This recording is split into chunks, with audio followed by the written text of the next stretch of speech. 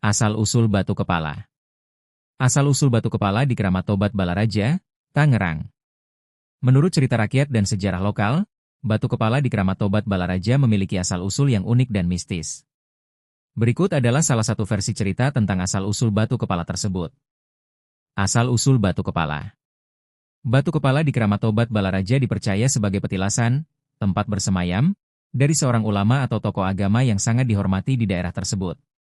Menurut cerita, ulama tersebut bernama Syekh Abdul Qodir yang hidup pada abad ke-17. Syekh Abdul Qodir adalah seorang ulama yang sangat bijak dan memiliki kemampuan spiritual yang tinggi.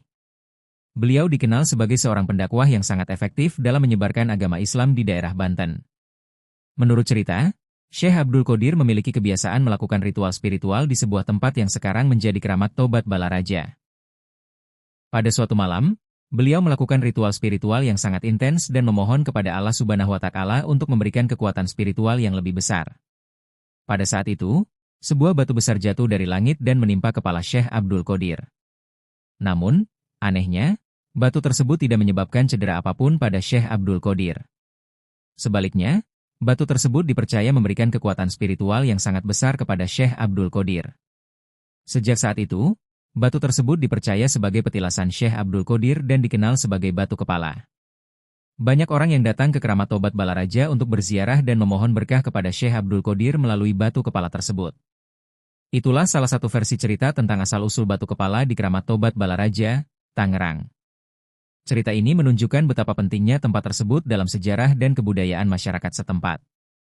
Adapun versi lainnya. Asal-usul batu kepala makam Keramat Tobat Balaraja. Batu kepala makam Tobat yang terletak di Banten, Indonesia, konon berasal dari Gunung Salak, Jawa Barat. Batu ini dipercaya memiliki nilai sejarah dan spiritual yang tinggi, karena dikaitkan dengan makam-makam raja dan bangsawan Banten. Menurut legenda, batu kepala makam Tobat dibawa dari Gunung Salak oleh Sultan Ageng Tirtayasa, salah satu Sultan Banten yang paling terkenal. Sultan Ageng Tirtayasa memerintah Banten dari tahun 1651 hingga 1683 dan dikenal sebagai seorang pemimpin yang bijak dan memiliki visi untuk memajukan Kesultanan Banten.